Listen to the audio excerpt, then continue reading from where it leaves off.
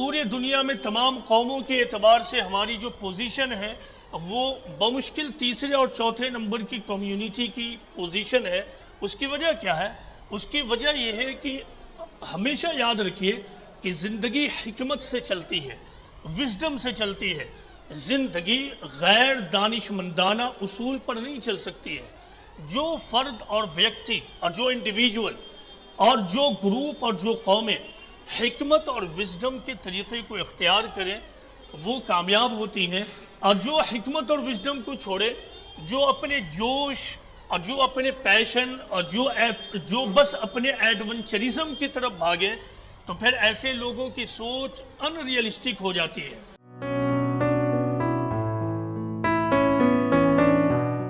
حاضرین،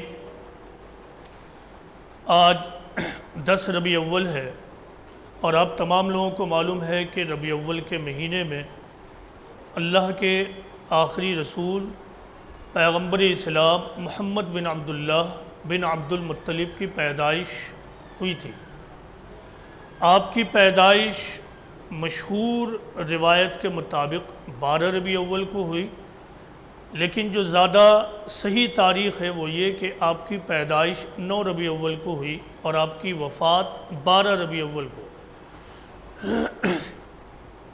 دیکھیے، قرآن میں پیغمبر اسلام محمد صلی اللہ علیہ وسلم کے حوالے سے ایک آیت ہے۔ آپ کی سیرت کو اور آپ کی لائف کو سمجھنے کے لیے یہ آیت بنیادی آیت کی حیثیت رکھتی ہے۔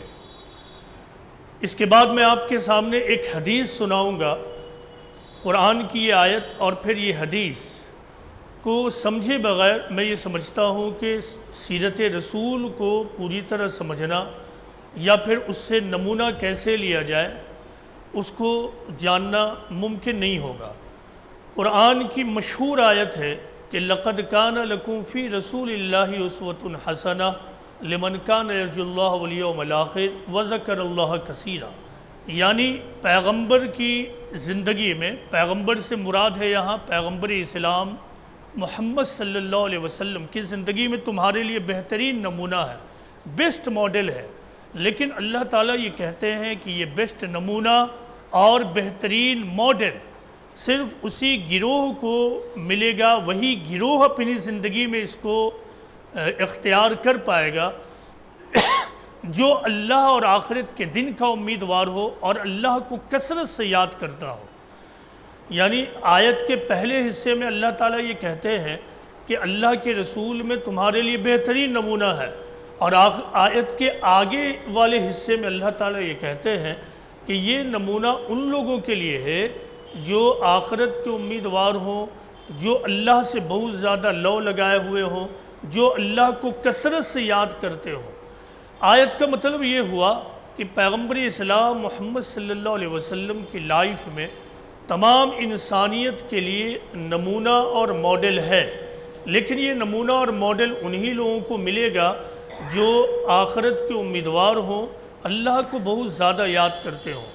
اس کا مطلب یہ ہوا کہ پیغمبر اسلام کی زندگی سے نمونہ کسی کو خود بخود ملنے والا نہیں ہے، بلکہ اس کی بنیادی شرط یہ ہے کہ آدمی اللہ میں جینے والا بن جائے، اللہ کو اس طرح دریافت کر لے کہ اللہ ہی اس کی سوچ کا مرکز اور سینٹر بن جائے، اللہ کا خوف اس پر اتنا زیادہ طاری ہو کہ وہ آخرت میں ہی جینے لگے، ہر معاملہ کرتے ہوئے وہ خدا کے خوف میں جیے، آخرت کا اس طرح وہ امیدوار بن جائے کہ آخرت کا انعام اس کے ذہن میں اور اس کے لیے اتنا زیادہ اہم ہو جائے کہ دنیا کا ہر نقصان، بڑا سے بڑا نقصان اس کے لیے معمولی بن جائے۔ تو یہی وہ لوگ ہیں جن کو پیغمبر اسلام محمد صلی اللہ علیہ وسلم کی زندگی سے نمونہ ملے گا۔ یہ شرط اللہ تعالیٰ نے کیوں لگائی ہے؟ یہ شرط اس لیے ہے کہ دیکھیے، آخرت کا امیدوار ہونا اور اللہ کو کثرت سے یاد کرنا، یہ چیزیں انسان کو سنجیدہ بناتی ہیں، سنسیئر بناتی ہیں، اور بغیر سنسیئریٹی کے، سنجیدگی کے ایک آدمی گہری بات کو نہیں سمجھ سکتا ہے۔ پیغمبر اسلام کی سیرت کا معاملہ یہ ہے کہ ایسا نہیں ہے کہ آپ کی سیرت 2 اور 2 4 کی طرح بالکل واضح ہے، یعنی ہر معاملے میں آپ کو 2+2 برابر 4 کی طرح کوئی نمونہ ملے گا نہیں. آپ کی زندگی میں کبھی ملے گا کہ آپ صبر کرتے ہوئے مل رہے ہیں، کبھی آپ پائیں گے کہ آپ جنگ کے میدان میں بھی ہیں، کبھی آپ دیکھیں گے کہ لوگوں کو تجارت کا فلسفہ بتا رہے ہیں، کبھی آپ سیاست کا فلسفہ بتا رہے ہیں، کبھی آپ لوگوں کو اس طرح کی نصیحتیں کر رہے ہیں کہ جیسے موجودہ دنیا کچھ بھی نہیں ہے، جو کچھ ہے وہ آخری طور سے صرف اور صرف آخرتی ہے، دنیا کا معاملہ کچھ بھی نہیں ہے. تو آدمی اگر سنجیدہ نہ ہو، اصول کو نہ جانے، تو وہ کیا کرے گا کہ ایک جگہ کی چیز کو لے کر دوسری جگہ پہ استعمال کرنے لگے گا، دوسری جگہ کے نمونے کو لے کر تیسرے جگہ پر استعمال کرنے لگے گا. نتیجہ یہ ہوگا کہ وہ کبھی بھی صحیح راستے پر اپنے آپ کو نہیں لگا سکے گا. تو یہ تو ایک آیت ہوئی جس کو سمجھنا بہت ضروری ہے اس شخص کے لیے جو پیغمبر اسلام کی زندگی سے نمونہ حاصل کرنا چاہتا ہے، اور اس کی شرط یہ ہے کہ اس کے دل میں اللہ کا خوف ہو، وہ آخرت کا امیدوار ہو، وہ اس طرح آخرت کا امیدوار ہو کہ اللہ کا انعام، آخرت کا انعام اس کے نزدیک اتنا زیادہ اہم ہو کہ دنیا کا بڑا سے بڑا نقصان بھی اس کے لیے معمولی بن جائے. اب ایک حدیث پر آپ غور کیجئے. حضرت عائشہ رضی اللہ عنہا فرماتی ہیں کہ ما خیر النبی صلی اللہ علیہ وسلم بین امرین الا اختار ایسرہما، یعنی پیغمبر اسلام کو جب بھی دو چیزوں میں سے ایک چیز کا انتخاب کرنا ہوتا تو آپ ہمیشہ آسان کا انتخاب فرماتے. پیغمبر اسلام کو جب بھی دو چیزوں میں سے ایک چیز کا سلیکشن کرنا ہوتا تو آپ ہمیشہ آسان کا انتخاب کرتے. اس کا مطلب یہ ہے کہ جب پیغمبر اسلام کے سامنے کسی موقع پر کسی معاملے میں دو ماڈل اور دو نمونہ ہو، ایک ایزیئر آپشن ہو اور دوسرا مشکل اور ہارڈر آپشن ہو، اس حدیث اور اس روایت کے مطابق پیغمبر اسلام محمد صلی اللہ علیہ وسلم ہمیشہ ایزیئر آپشن کا انتخاب کرتے تھے، آسان آپشن اور آسان انتخاب کو لیتے تھے. اس روایت کو موجودہ زمانے کی اصطلاح میں اگر استعمال کیا جائے تو اس کا مطلب یہ ہوگا کہ پیغمبر اسلام کے سامنے جب کسی معاملے میں دو آپشن ہو، ایک پرامن انتخاب اور دوسرا پرتشدد انتخاب، یعنی ایک پیسفل آپشن اور دوسرا وائلنٹ فل آپشن، تو پیغمبر اسلام ہمیشہ وائلنٹ فل آپشن، پرتشدد آپشن اور ہنساتمک طریقے کو چھوڑ کر آپ پرامن طریقے اور پیسفل طریقے کا انتخاب کرتے تھے. پیغمبر اسلام کے بارے میں جو حضرت عائشہ رضی اللہ عنہا نے یہ روایت بتائی ہے، یہ طریقہ بتایا ہے، یہ آپ کی پوری زندگی پر چسپاں ہوتی ہے. چند نمونہ لیجئے. پیغمبر اسلام کی بعثت جب مکہ میں ہوئی تو اس وقت آپ کے سامنے ایک آپشن یہ تھا کہ آپ کو جو مشن دیا گیا تھا وہ مشن یہ تھا کہ آپ شرک کا خاتمہ کریں اور توحید کو غالب کریں، لوگوں کے سامنے ایک ایشور کی بات کو آخری طور سے اسٹیبلش کر دیں. لہٰذا کعبہ کی حیثیت توحید کے مرکز کی حیثیت تھی، تو کعبہ کی صفائی اور اس کی تطہیر بھی آپ کی ذمہ داری تھی. تاریخ یہ بتاتی ہے کہ خود کعبہ میں شرکیہ کام اور مشرکانہ عمل انجام دیے جاتے تھے. اسی طرح مکہ میں بہت سارے جرائم بالکل عام تھے، مثلا سود، زنا، شراب خوری وغیرہ. پیغمبر اسلام کے سامنے اب دو میں سے ایک آپشن تھا. ایک تو یہ کہ آپ ڈائریکٹ ان مسائل سے ٹکراتے، یعنی آپ اپنے لیے مشکل انتخاب لیتے. دوسرا آپشن یہ تھا کہ ان مسائل کو آپ نظر انداز کرتے ہوئے جو اویلیبل آپشن تھا اس اویلیبل آپشن کو استعمال کرتے ہوئے خدا کے پیغام کو عام کرنا شروع کرتے. پیغمبر اسلام نے یہی کیا، مشکل اور ہارڈر آپشن کو چھوڑ کر ایزیئر آپشن لیا، اور وہ آپشن کیا تھا لوگوں میں تعلیم کو پھیلانا، لوگوں کو باشعور بنانا، لوگوں کو وزڈم دینا، حکمت اور عقل کی تعلیم دینا، تاکہ جب لوگ باشعور ہو جائیں تب وہ اس پوزیشن میں ہو جائیں گے کہ وہ بڑی سے بڑی باتوں کو سمجھ سکیں۔ پیغمبر اسلام نے ہارڈر آپشن یعنی ٹکراؤ کے انتخاب کو چھوڑ کر غیر ٹکراؤ کے طریقے کو یعنی پرامن طریقے کو اپنا لیا۔ اسی طرح مکہ میں جب آپ کام کر رہے تھے تو لوگوں نے آپ کے خلاف بہت زیادہ آبسٹیکلز کریٹ کیے، بہت زیادہ مصیبتیں کھڑی کی، یہاں تک کہ مکہ میں آپ کے لیے رہنا مشکل ہو گیا۔ اب اس وقت آپ کے پاس دو میں سے ایک آپشن تھا۔ ایک آپشن یہ تھا کہ آپ کے جو ساتھی اور احباب تھے، کمپینینز یعنی اصحاب رسول، ان کو لے کر ساتھ آپ اہل مکہ سے اور اپنے مخالفین سے لڑ جاتے۔ دوسرا آپشن یہ تھا کہ مکہ کو چھوڑ کر کوئی دوسری جگہ آپ تلاش کر لیتے تاکہ آپ اپنے کام کو اور اپنے مشن کو کنٹینیو رکھ سکیں، جاری رکھ سکیں۔ پیغمبر اسلام نے ایسے ہی کیا کہ مکہ کی صورتحال سے ٹکرانے کے بجائے آپ نے اللہ کے حکم اور اللہ کی رہنمائی میں مکہ کو چھوڑ کر مدینہ جانے کا فیصلہ کیا، اور آپ رات کی تنہائی میں خاموشی سے نکلتے ہیں اور مدینہ پہنچ جاتے ہیں۔ یعنی یہ نمونہ ہے کہ آپ نے مشکل انتخاب کو چھوڑ کر، وائلنفل آپشن کو چھوڑ کر، ہنساتمک طریقے کو چھوڑ کر آپ نے پرامن اور اہنساتمک طریقے کو اپنایا، غیر ٹکراؤ کا طریقہ اپنایا۔ پیغمبر اسلام کی پوری زندگی دراصل اسی نمونے کی مثال ہے۔ اسی طرح مدینہ جب آپ پہنچ گئے تو آپ کی حیثیت ایک اسٹیٹ ہیڈ کی ہو گئی تھی، آپ کی حیثیت ریاست کے ہیڈ کی ہو گئی تھی، رولر کی ہو گئی تھی۔ خود مدینہ میں ایک بہت بڑا واقعہ پیش آیا، وہ ہے حدیبیہ کا واقعہ۔ تاریخ میں سیرت کی کتاب میں صلح حدیبیہ کے نام سے یہ واقعہ مذکور ہے، جہاں آپ جا کر اس کا مطالعہ اور اسٹڈی کر سکتے ہیں۔ اس وقت ہوا یہ کہ آپ اپنے ساتھی کے ساتھ عمرہ کرنے کے لیے مدینہ سے مکہ آنے والے تھے، تو اہل مکہ نے آپ کو حدیبیہ کے مقام پر روک دیا اور کہا کہ ہم آپ کو مکہ میں انٹری نہیں دیں گے، چاہے کچھ بھی ہو جائے ہم انٹری نہیں دیں گے۔ اس کی تفصیلات ہے۔ اب وہاں پہ دو میں سے ایک آپشن تھا۔ ایک تو یہ تھا کہ آپ کے ساتھ جو 1400 اصحاب تھے ان کو لے کر اہل مکہ سے ٹکرا جاتے، کیونکہ آپ حق پر تھے، آپ لڑنے کے لیے نہیں جا رہے تھے، اہل مکہ کو دبانے کے لیے نہیں جا رہے تھے۔ آپ کا تو جو عمل تھا اور آپ کا یہ سفر تھا وہ خالص پرامن سفر اور عبادت کے لیے سفر تھا۔ اس سفر کو بھی مشرکین مکہ نے، مخالفین مکہ نے جاری رکھنے سے منع کر دیا۔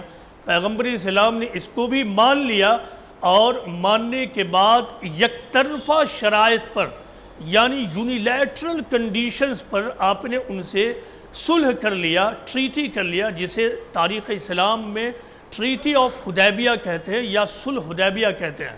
تاریخ یہ بتاتی ہے کہ آپ کے اس فیصلے کے بعد اسلام کو اور آپ کے مشن کو کتنا بڑا فائدہ ہوا ہے۔ آپ کی پوری زندگی حضرت عائشہ رضی اللہ عنہا کی اس روایت کے مطابق ہے۔ میں نے تو چند بڑے بڑے واقعات آپ کے سامنے رکھ دیے تاکہ مزید اگر آپ کو سیرت کا مطالعہ کرنا ہو، سیرت کا جب آپ مطالعہ کریں تو آپ کے سامنے یہ اصول ذہن میں ہو کہ سیرت کا مطالعہ ہم کس طرح کریں۔ پیغمبر اسلام کی زندگی میں حکمت کی ایسی ایسی باتیں ملتی ہیں، ایسی ایسی چیزیں ملتی ہیں کہ اگر مسلمان واقعی ان حکمتوں کو اپنا لیتے تو مسلمان آج جن مسائل میں ہیں مسلمان ان مسائل میں نہیں ہوتے۔ پیغمبر اسلام کے اصحاب جن کو ہم صحابہ کہتے ہیں، پیغمبر اسلام سے ڈائریکٹ رہنمائی قبول کر رہے تھے، وہ ڈائریکٹ وزڈم اور حکمت لے رہے تھے۔ یہی وجہ ہے کہ اتنے سخت ترین حالات میں بھی اصحاب رسول نے اعلیٰ ترین کامیابی حاصل کی۔ بعد کے زمانے میں مسلمانوں کو غلبہ ملا، آسانیاں ملی، ہر طرف سہولتیں ملی، اس کے باوجود ہم مسلمانوں کی حالت آج کے زمانے میں کیا ہے؟ پستی کی حالت ہے۔ پوری دنیا میں تمام قوموں کے اعتبار سے ہماری جو پوزیشن ہے وہ بمشکل تیسرے اور چوتھے نمبر کی کمیونٹی کی پوزیشن ہے۔ اس کی وجہ کیا ہے؟ اس کی وجہ یہ ہے کہ ہمیشہ یاد رکھیے کہ زندگی حکمت سے چلتی ہے، وزڈم سے چلتی ہے۔ زندگی غیر دانش مندانہ اصول پر نہیں چل سکتی ہے۔ جو فرد اور ویکتی اور جو انڈیویجول اور جو گروپ اور جو قومیں حکمت اور وزڈم کے طریقے کو اختیار کریں وہ کامیاب ہوتی ہیں، اور جو حکمت اور وزڈم کو چھوڑے، جو اپنے جوش اور جو اپنے پیشن اور جو بس اپنے ایڈونچرزم کی طرف بھاگیں، تو پھر ایسے لوگوں کی سوچ ان ریئلسٹک ہو جاتی ہے، ان کی سوچ غیر حقیقت پسندانہ ہو جاتی ہے، وہ حقیقت سے بہت دور ہو جاتے ہیں، لہٰذا ان کا فیصلہ اور ان کا اقدام اور ان کا اسٹیپ بھی غلط ہوتا چلا جاتا ہے۔ موجودہ زمانے میں ہم مسلمانوں کے ساتھ ایسے ہی کچھ ہوا ہے۔ وقت بھی زیادہ ہو گیا ہے، ایک آدھ واقعہ سناتا ہوں اور پھر آخر میں پیغمبر اسلام کی ایک پیشن گوئی آپ کو سناؤں گا جو موجودہ حالات کے اعتبار سے بہت زیادہ ریلیونٹ ہے۔ ایک واقعہ سنیے۔ آپ کو معلوم ہے پیغمبر اسلام اپنے ابتدائی زمانے ہی میں یعنی پیدائش کے جلد ہی بعد آپ یتیم ہو گئے تھے۔ بالآخر آپ کے چچا ابو طالب نے آپ کی پرورش اور اپ برنگنگ کی تھی۔ آپ کے چچا کا بھی جب انتقال ہو گیا تو عرب کلچر کے مطابق آپ کے لیے اب ایک کام تھا، وہ کام یہ تھا کہ آپ عرب کے لوگوں سے اپنے لیے فیور حاصل کریں، چونکہ اس زمانے کا یہ کلچر تھا کہ کسی کو اگر بڑا کام کرنا ہے تو پھر وہ اس زمانے کے جو لیڈرز بڑے لوگ ہیں، انفلوئنسو لوگ، ان کا سپورٹ ان کو حاصل ہو۔ تو پیغمبر اسلام نے ایسے ہی سپورٹ حاصل کرنے کی کوشش شروع کی۔ اس سلسلے میں آپ نے بہت زیادہ سفر بھی کیا۔ حج کے موقع سے عرب کے تمام قبائل کے لوگ کعبہ کے قریب پہنچتے تھے۔ اس موقع پہ ایک روایت یہ ہے کہ آپ سوق اوکاز پہنچیں، یہ ایک مارکیٹ کا نام ہے، آپ وہاں پہنچیں اور مختلف قبائل اور سرداروں سے ملاقاتیں کی۔ وہاں ملاقات کرنے کے بعد آپ نے ان سرداروں سے جو باتیں کی ان میں سے ایک روایت اس طرح ہے، آپ نے کہا کہ دیکھو میں اللہ کا رسول ہوں، میں اللہ کا نبی ہوں، میں یہ چاہتا ہوں کہ میں اپنے رب کا پیغام تمام انسانیت تک پہنچاؤں، تو کیا تم میری پشت پناہی کرو گے؟ کیا تم میرا سپورٹ کرو گے؟ اس کے علاوہ پیغمبر اسلام پھر ان لوگوں کو اب یہ ایشورنس دے رہے ہیں، یہ اطمینان دلا رہے ہیں کہ اس کے علاوہ میں تم لوگوں کو مزید کسی چیز کے لیے نہیں کہوں گا، مزید کسی چیز کا مطالبہ نہیں کروں گا۔ یہ روایت بہت زیادہ سبق آموز ہے۔ پیغمبر اسلام کی یہ روایت بتا رہی ہے کہ پیغمبر اسلام نے اپنے فالوورز کے لیے، مسلمانوں کے لیے کیا نمونہ چھوڑا۔ وہ کیا ہے؟ وہ یہ ہے کہ سماج میں رہتے ہوئے تم نو پرابلم مین بن کر رہو، تم نو پرابلم کمیونٹی بن جاؤ، تو پھر تمہارے لیے کوئی مسئلہ نہیں ہے، کوئی مسائل نہیں ہے۔ پیغمبر اسلام کے اس اسٹیٹمنٹ کا مطلب یہ ہے کہ دیکھو میں اللہ کا رسول ہوں، میں اللہ کا نبی ہوں، تو تم میرا سپورٹ کرو تاکہ میں اپنا پیغام تمام انسانیت تک پہنچاؤں۔ اس کے علاوہ جو تمہارے اپنے مسائل ہیں، تمہاری سوسائٹی کے سوشل ایشوز ہیں، پولیٹیکل ایشوز ہیں یا پھر دوسرے ایشوز ہیں، ان میں کوئی مداخلت اور انٹرفیئر نہیں کروں گا۔ تمہارا وہ معاملہ تم کیسے سولو کرتے ہو، کیسے سولو نہیں کرتے ہو، تمہارا معاملہ۔ میرا صرف مقصد یہ ہے کہ خدا نے جو مجھے پیغام عام کرنے کے لیے کہا ہے میں اس کو بس پہنچاتا رہوں، تو تم لوگ میرا سپورٹ کرو۔ دیکھیں مسلمان پیغمبر اسلام یعنی آخری رسول محمد صلی اللہ علیہ وسلم کے بعد آخری امت کی حیثیت رکھتے ہیں۔ پیغمبر اسلام کی جو ذمہ داری تھی عین وہی ذمہ داری اب مسلمانوں کی قیامت تک ہے۔ اس کا مطلب یہ ہے کہ جو تقاضے پیغمبر اسلام نے پورے کیے، جو وزڈم پیغمبر اسلام نے اختیار کیا، مسلمانوں کو وہ اختیار کرنا ہوگا، تب جا کے وہ اس مشن میں کامیاب ہو پائیں گے۔ یہ مسلمانوں کی ذمہ داری ہے کہ ہر سماج میں رہتے ہوئے خدا کے پیغام کو عام کرتے رہیں، لیکن جب یہ پیغام عام کیا جائے، اس کو عام کرنے کے لیے کھڑے ہوں، تو مسلمانوں کو یہ چاہیے کہ وہ اپنے سماج میں دوسرے چیزوں میں مداخلت نہ کریں، وہ صرف اور صرف اپنے کام پر فوکس کریں۔ اس روایت کے مطابق موجودہ زمانے میں بالخصوص ہندوستان جیسے ملک میں مسلمانوں کو جو نمونہ ملتا ہے وہ یہ ہے کہ مسلمان اپنے آپ کو دو کاموں میں لگا دیں، اس کے علاوہ تیسرا، چوتھا، پانچواں کوئی بھی کام ہے اس کو سرے سے نکار دیں اور نظر انداز کر دیں۔ اور وہ کام کیا؟ نمبر ایک، وہ ماڈرن ایجوکیشن کی طرف لگ جائیں، وہ اپنے داخلی اصلاح اور داخلی تعمیر و ترقی کی طرف لگ جائیں، وہ انٹرنل ڈیولپمنٹ کی طرف لگ جائیں، زمانے کے اعتبار سے جس چیز کو حاصل کرنا اس کو حاصل کرنے میں لگ جائیں۔ ایک لفظ میں یہ کہ وہ انٹرنل ڈیولپمنٹ اور ماڈرن ایجوکیشن کی طرف لگ جائیں، یہ ایک کام۔ دوسرا کام یہ ہے کہ مسلمان خدا کے اس آخری پیغام کو لے کر اٹھیں اور تمام انسانیت تک پہنچانے میں لگ جائیں، اپنے اپنے حالات کے اعتبار سے۔ جو مسلمان جہاں بھی ہو، کوئی اسٹوڈنٹ ہے، کوئی ٹیچر ہے، کوئی پروفیسر ہے، کوئی بزنس مین ہے، کوئی کچھ ہے، کوئی ڈاکٹر ہے، کوئی انجینئر ہے، جو جہاں بھی ہے، وہ خدا کا داعی بن جائے اور اپنے کام کے ساتھ ساتھ وہ سائلنٹلی یہ پہنچانے کا کام بھی کرتا رہے۔ یہ دو کام ہے، اس کے علاوہ کوئی بھی تیسرا کام۔ مثلا مسلمان پارٹیشن کے بعد بھی اس ملک میں اس کوشش میں لگے رہیں کہ یہاں وہ ایکٹیو پولیٹکس میں حصہ لے، لیکن آپ تاریخ کا مطالعہ کر لیں، بالخصوص جو نوجوان ہیں کہ اس میں حصہ لینے میں آج تک ان کو کوئی فائدہ نہیں ملا، مزید یہ کہ صرف نقصان ان کے حصے میں آیا ہے۔ لہٰذا نیشنل پولیٹکس سے اپنے کو ہٹا لیں اور صرف دو کاموں میں اپنے آپ کو جوڑ دیں۔ اب وہ کیا ہے؟ ایجوکیشن کی طرف بڑھنا اور دعوت کے کام سے جڑ جانا۔ اگر مسلمان کم از کم 30-35 سال بھی اس فارمولے پر عمل کر لیں تو ان کی پوری تاریخ تبدیل ہو جائے گی۔ صرف ہندوستان میں آپ دیکھ لیجئے کہ 75 سال سے مسلمان صرف ٹکراؤ کی حالت میں ہے، کہیں کوئی تحریک آپ کو نہیں ملتی ہے جہاں خالصتاً مسلمان اپنی اصلاح اور اپنے ڈیولپمنٹ میں لگیں یا پھر دعوت کے کام میں اجتماعی طور سے لگ جائیں۔ آج تک یہ دونوں کام اجتماعی طور سے متحدہ طور سے ہونا باقی ہے۔ تو پیغمبر اسلام کی اس روایت کے مطابق یہ نمونہ ملتا ہے۔